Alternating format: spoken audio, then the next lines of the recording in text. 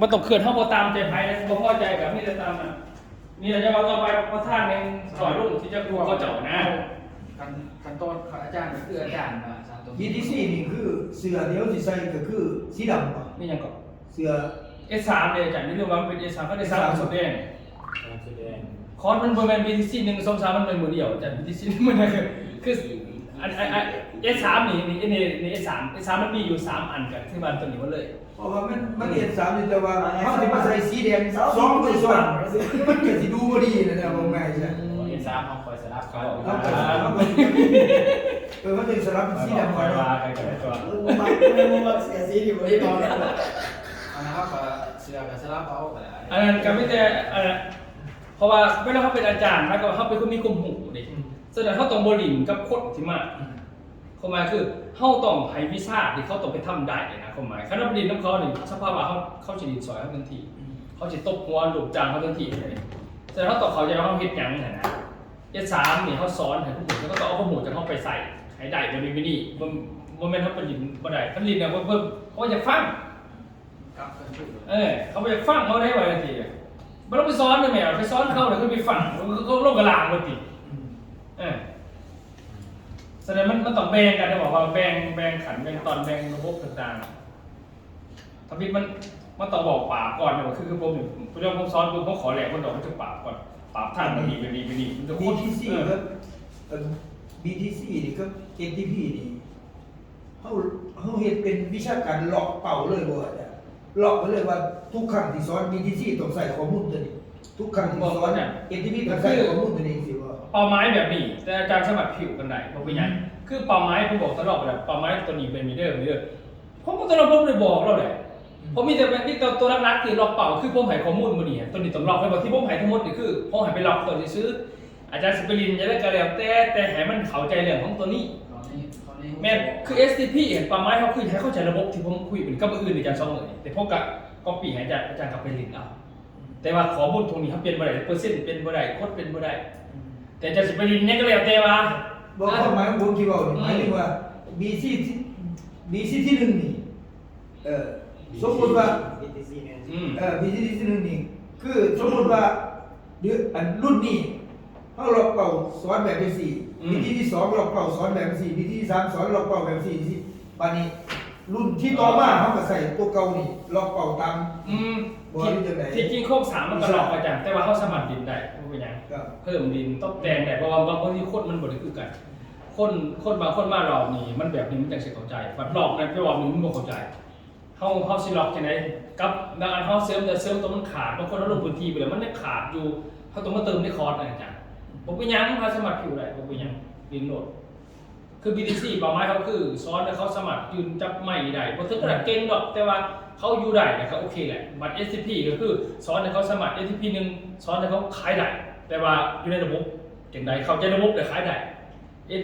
SCP 2ส่วนคนได้หลักการส่วนจะได้นะเพิ่นมาสอนพวกนี้วิชาจ้ะเพิ่นมาสอนวิชาให้แต่ว่า BTC มันบ่ได้สอนวิชามันสอนให้เจ้าไว้ว่ากล้าอยู่ต่อหน้าคนก่อนเขาจะเอาวิชาไปเฮ็ดให้หน้าคนที่บ่กล้าอยู่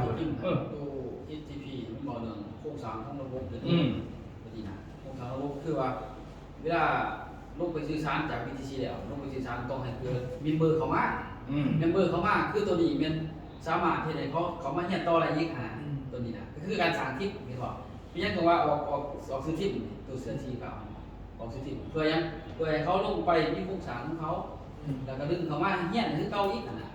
สู้แล้วการกาหารคือ BTC เนี่ยคืออาจารย์สอนกาหารกับกาจับไม้กายืนมีใช้ทัศนะตัวเองแบบไปในเวลานั้นเป็นเบิร์ดในช่วงนี้ใช่ไหมได้เป็น1-5ให้เป็นหลังจากจบเป็นแล้วนี่เป็น SCP นี่บ่เรื่องเข้าใจเรื่องโครงสร้างบริษัทบ่เรื่องเข้าใจธุรกิจ มีบริษัทในเรื่องระบบเลย เข้าใจตัวนี้ในพวกกลมๆเป็นยังนี่นะเพื่อเขามา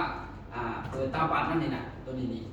ของจากกาหารแล้วต้องให้เอาคนเข้ามาเป็นจะได้ถึงเอามาสร้างทีมเองเปิดตัวนี้นะจริงๆมันก็สรุปง่ายๆอยู่ง่ายสรุปง่ายๆแต่ว่ามันบ่หารนี่นะบ่หารสิว่าก็ผู้1ผู้2นี่ตอน จะ นี้ บ่กล้าบ่สามารถไป BTC บ่ ATP ได้เลยเนาะคุณจะบ่กล้าเลย SCP เห็นว่าคือโครงสร้างระบบแล้วก็เป็นวิชาที่แฝงอยู่หั่นเป็นเรียบร้อยแล้วนะระบบกับหูวิชากับสอนให้ข่าวตัวได้เติมตัวนั้นบ่เป็นหยังนั่นน่ะ เบิ่งคนมันขาดตรงนี้เขาเติมเข้าไปโหลดเลยนะแต่ว่า BTC คือตัวกาหารในจัดกาหารในเข้ากาบอกกาว่ากาแสดงออกการนั้นกันนี่นะก็คือได้แล้วมัน เพราะทัศนคติของงานของเราแล้วการแต่งกายการแต่งตัวการว่างตัวนี่แหละมันสิบ่งบอกใน BTC เนี่ยคืออาจารย์บอกเลยคือเวทีจักคือโค้งผมบ่มีสุว่าลักษณะนั้นนะมันเฮ็ดได้ฉันบ้าได้นะตอนนี้เขาเกิดว่าตีชายตีขวาตีหน้าตีหลังให้มันตอบกันได้สินะ จะสอนเกี่ยวเรื่องบุคลิกพวกคน เนี่ย นะ มันกับภาพรวมมันอย่างนี้ BTC แต่ที่จริงกันนี่ก็คือประธานมันบ้างนะว่าคือแต่ในเถื่ออาจารย์คือประธานมาให้เขาให้ต้นหมดเลยให้ว่าเจ้าเฮ็ดต้นนี้เด้อพวกเอามาแตกช้ามาเป็นอยู่ในโค้งเรามา ผมหมายถึงว่าขอตลอดแต่ว่าขอเขาปล่อยว่าจะไปเบิ่งวัตถุประสงค์เป็นเรื่องแล้วก็เป็นของเราเอง ลักษณะ ให้เข้าใจภาพรวมซื้อทั้งรถอย่างตำหนัก เราไปเท่ากันคือกันแหละอย่างผมว่าให้อาจารย์เขาขอตัวนี้ อาจารย์ไปเอามา เวทีจังซี่ให้เขามือนี้ให้เขาเลยผ่านที่จุดได้จังซี่สว่าแต่คนสอนเอง อาจารย์ เวลาเท่าไรสินะเวลาเท่าไรเสร็จกันแล้ว1 บาท อาจารย์ก็จะเราประวัติคนเป็นมาของอาจารย์ผมมี3ปีนี้มันต้องมาตัวนี้ ผมยังเคยคิดอยู่ได้ว่า แน่ ผมยังเคยคิดอยู่ว่าที่เขาสอนกันมาจริงๆแล้วมันต้องว่างเวลาว่าเฮาสิสอนจักชั่วโมงครึ่งบ่แล้วมีเบรกบ่วิชาของผู้นี่จักชั่วโมงมีเบรก นี่แหละรอบนี่อาจารย์เก่าว่างเลย มันสิได้เป็นอันนี้ของมันไปเลยมันเป็นรูปแบบไปเลย เป็นยังต้องเฮ็ดทิปตอนนี้อันนี้ตอนเขาเป็นทิปเนี่ยทิปของอาจารย์สอนแต่ว่าถ้าผมเป็นทิปอาจารย์สอนเดี๋ยวผมก็ประธานผู้สอนเป็นคนตอนนั้นเป็นทิปไม่ใช่อะไรมันสิการดูเลขเขาแหละก็คือต้องมีกำหนดเวลามีสมูมีให้มาจักมูแค่มูตามหันมันมีลักษณะก็ช่วยกันนี่แหละคือมีแต่ผมเอาผู้เดียวนี่คือว่าบ่ไวคือกันนี่เนาะบ่ว่าเรื่อง12โมงก็บ่มาคือว่าน่ะคือนักเรียนเฮาน่ะ อาจารย์ทำเรื่องเนี่ย เฮาต้องตีขอบมันได้ ในเครือข่ายเนี่ยผ่านมาตัวมันยากที่สุดบ่เป็นตัวสอนใหญ่ตัวมันยากที่สุดในเครือข่ายคือการลงพื้นที่แล้วเงินเข้ามาบริษัทใดผ่านมาบ่มีใครเฮ็ดได้บัดพอมาเป็นพักคนลาวพากันเฮ็ดได้แล้วไปมวนท่านไหนบอกจะไปยังเขาจังจับมาเขาจังบอกว่าอาจารย์จริงจ่วยคนซื้อได้พอเขาไปเฮ็ดตลอด แต่เขาไปขาดเขาคือเฮ็ดคือกันมาเป็นอาจารย์สอนแต่จริงระบบมันมีไว้แหละแต่ว่ามันต้องไปเฮ็ดตัวนั้นก่อนแล้วถามเบิ่งเลยผมจะว่าปีนี้วัดปีเขาเดินกลุ่มจะสิได้ยังไงแล้วถามเบิ่งต้นฐานปีจะทำเบิ่งหลวงพ่อฮอดที่มีแต่คนเก่งแบบเนื้อฝ่าเนื้อดินเนื้อเหม็นมันจะเป็นอะไรสั่นมันจะเป็นอะไรสั่นมาส่งองค์เอวดีได้หมดเลยนะมันจะเป็นแบบหนึ่งเนี่ยวันนี้S3วันนี้เวอร์พีจีอาจารย์เขาเก่งทุกเพศโน้ขอให้เขาเก่งหมดเรียนได้หมดเลยแบบนี้ว่ะมันไหนเป็นทุกอย่างบัดMC ต่างๆอาจารย์กับคลายต่อคนอื่นไปอาจารย์ก็มาเป็นอาจารย์ใหญ่ไปเสร็จทายาท ทายาทเลยทำอะไรไว้ มึงเนี่ย เอา มึงไหวแต่น้ำจอกสนใจจอกบ่ได้สนใจยัง ติดทีอยู่แหละ ที่นี่ที่นี่มันเย็นจ่อยทุ่งเย็นจีนี่ทุกคน ยาวก็สบู่ เรียนรู้ก่อนเดียว แต่ว่ามันบ่เก่งกันเป็นแนวบ่เก่ง คัดเก่านี่แหละคัดเอา คันที่ให้ก็แบบลูกน้องก็ลูกยังไม่รู้อยู่ใส่ใจดีนี่เขาจะเก่งนะ พูดนั่นเพิ่นเด้พูดนั่น ก็นี่คือนี่ที่มันจะขึ้นคู่มือนี่เอาให้นี่ติดหอยนี่มันธรรมดา เก่งเนาะ ธรรมดาได้ติดหอยมันตึ้งเพิ่นนั่นเป็นยังผู้เพิ่นคักๆกูหมู่เพิ่นว่าน่ะแต่ติดหอยนี่ก็จังว่าแล้วว่าเดียวนี่น้อยกัด หอยกัดเลยไปใส่บ่เป็นที่ว่าปิงดูดไปพุ่นน่ะ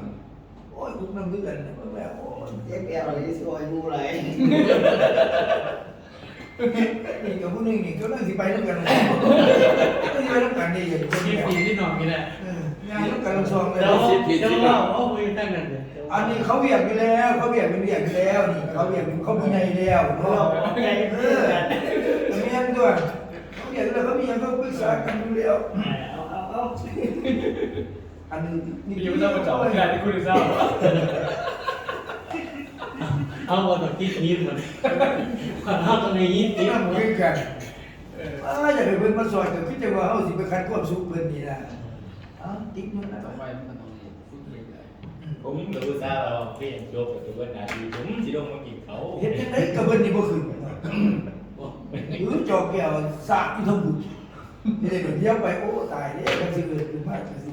บ้าจะได้ว่าก็เลยดิ่งท่านไป ไปยังบอกเลยพระกันนายเขาเดี๋ยวไปซอย